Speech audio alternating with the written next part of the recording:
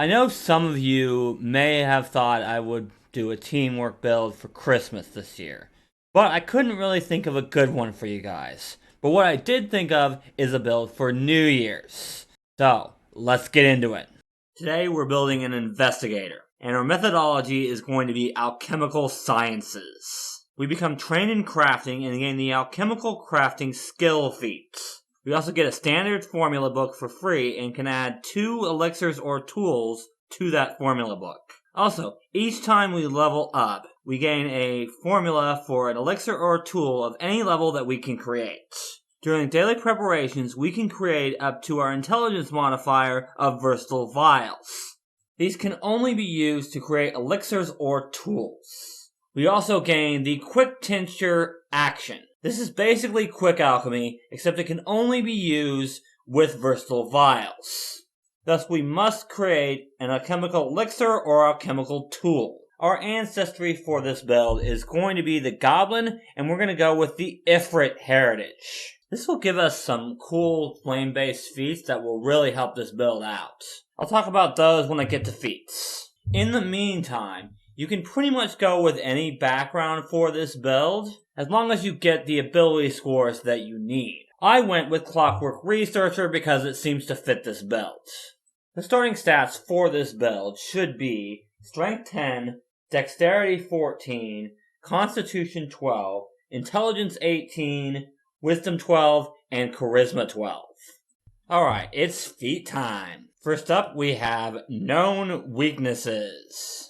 So whenever we use Devise a Stratagem, we can recall knowledge as part of that action. In addition, if we quickly succeed on the recall knowledge, we also gain a +1 circumstance bonus to our attack roll from Devise a Stratagem. If we immediately convey this information to our allies as part of this check, then they gain a +1 circumstance bonus to their next attack roll against the subject, as long as it occurs before the start of our next turn. For our ancestry feat at this level, we're going to be taking the only goblin feat we'll be taking for this build, which is Burn It.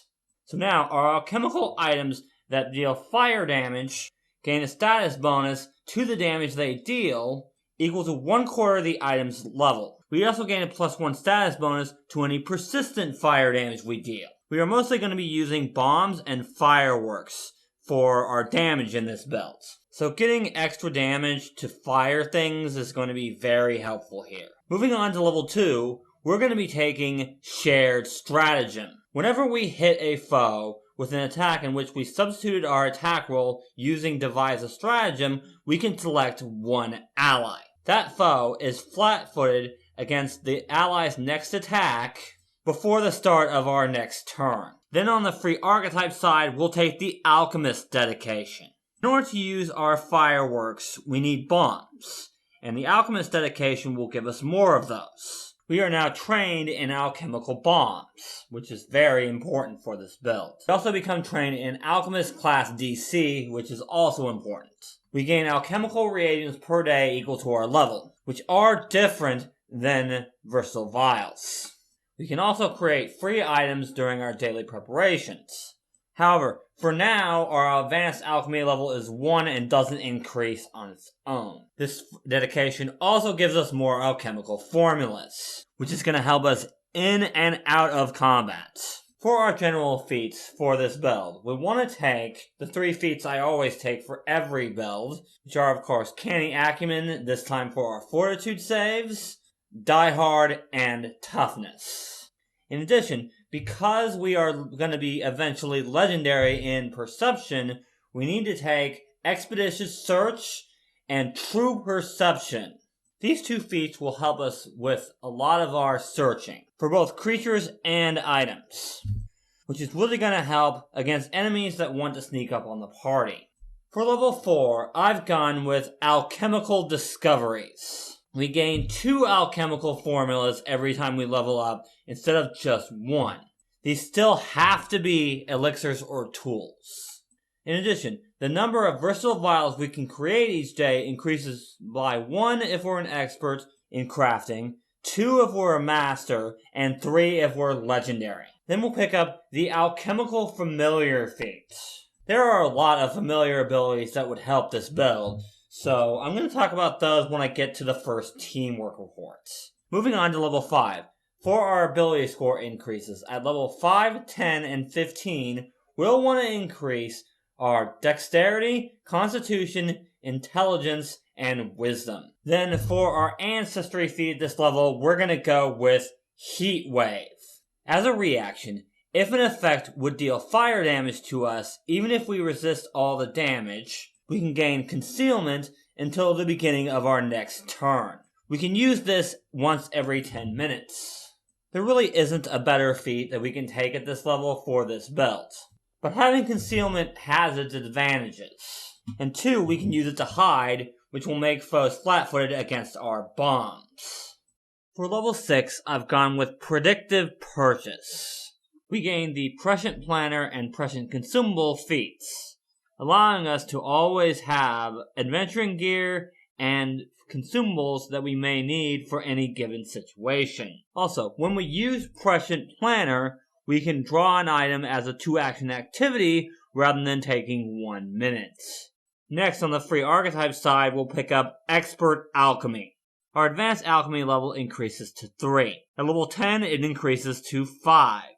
At level 8, I've got a brand new rare one for you guys with Green Watch Veteran. For a free action when your turn starts, if you are in combat with a creature that you've spent at least 10 minutes tracking, you can attempt a recall knowledge check against that creature. On a success, you always know the creature's highest weakness and highest resistance and or immunity, in addition to the other information the check provides. You also immediately use hand gestures to relay this information to your allies, as long as they can see you. Next, we will need to take the Quick Alchemy feat, so we can gain the Quick Alchemy action. We're going to need this for our bombs later on. For our 9th level Ancestry feat, we're going to take Fire Sights.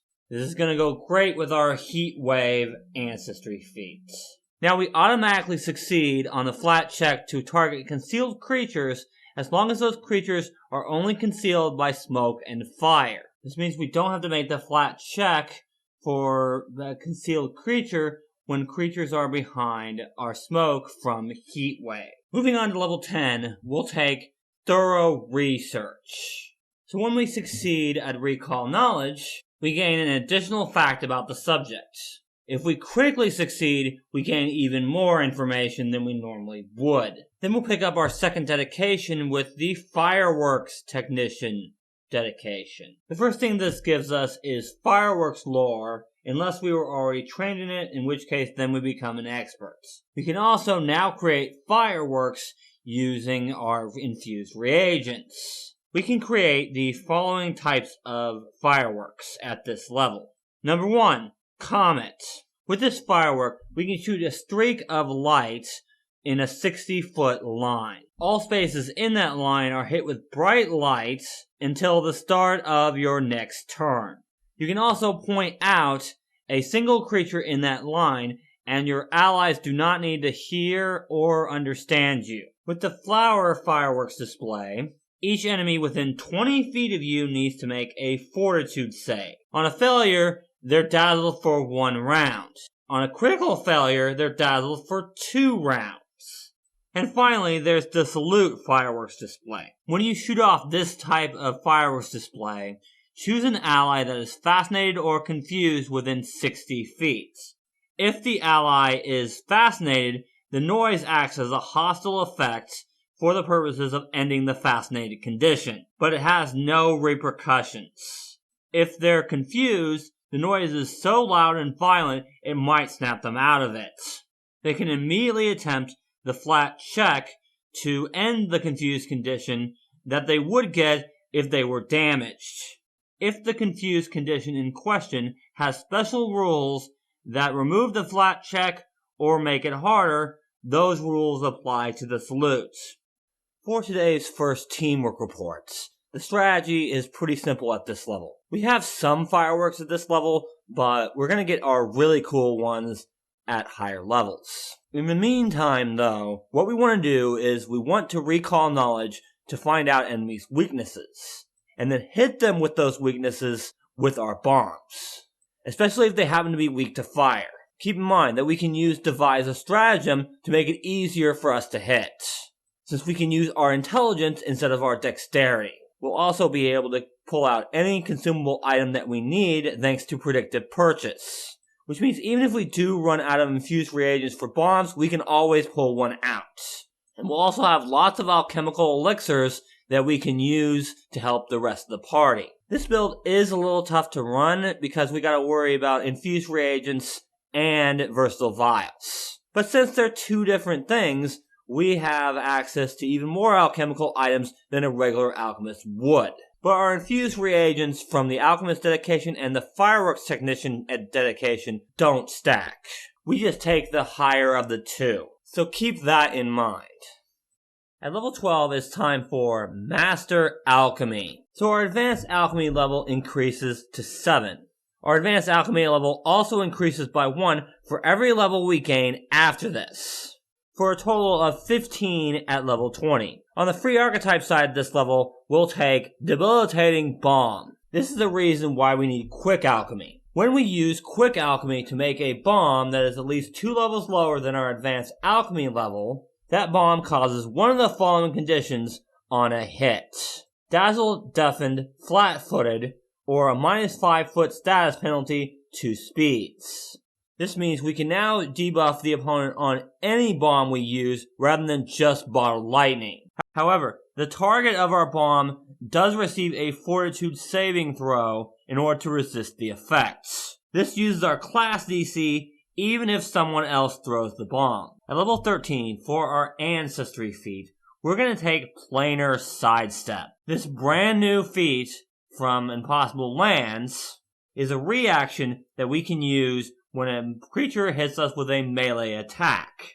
We gain resistance 25 against that attack. This is going to really help us in dire situations. Moving on to level 14, it's time for Strategic Bypass. So when we hit with a strike, in which we substituted our attack roll with devise a stratagem, we ignore an amount of resistance equal to our intelligence modifier for each resistance that applies to that attack. We use elemental damage a lot, and a lot of creatures have resistance to elemental damage. So, being able to bypass that completely is pretty great. Then, for the free archetype, we'll take Goblin Jubilee Display. Not only is this a great teamwork feat, but we're a goblin. Of course we're going to know this one. For 3 actions and 3 batches of infused reagents, we can deal 3d6 fire damage and 3d6 sonic damage to all creatures in a 20-foot burst within 120 feet. These creatures must also make a fortitude saving throw. On a critical success, nothing happens. They're unaffected. On a successful saving throw, the creature is dazzled and deafened for 1 round, and takes half the damage. On a failed saving throw, they're dazzled and deafened for 1 minute, and they take the full damage. On a critical failure, they're blinded for 1 round, dazzled and deafened for 1 minute, and take double damage. Dazzled and deafened are both pretty good conditions, and we can do both of them with this feat, assuming they don't critically succeed on their fortitude save. Okay, for level 16, we're going to take Dyadic Strike. I really hope I pronounced that right. Now when we use Shared Stratagem, we can target up to 10 allies. The target is flat-footed against each ally's first attack against it.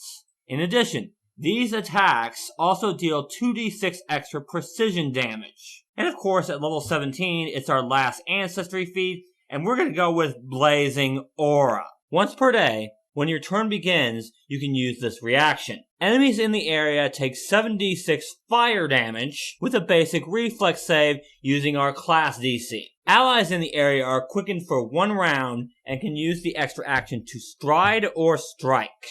At level 18, it's time for Implausible Purchase. Now, not only can we use Prescient Planner more often, but we can now use it as 1 action instead of a 2 action activity.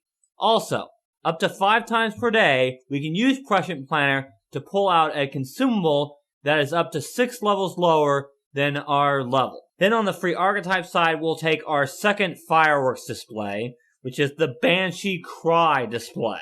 As a reaction, when a creature within 30 feet casts a spell or activates an item that requires a command word, that creature must make a will saving throw.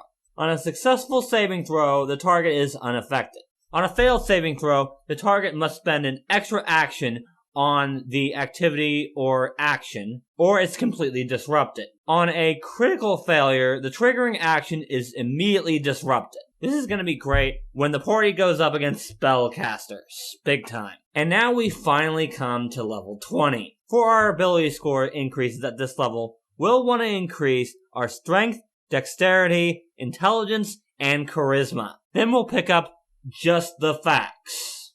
We are now permanently quickened, but can only use the extra action for recall knowledge.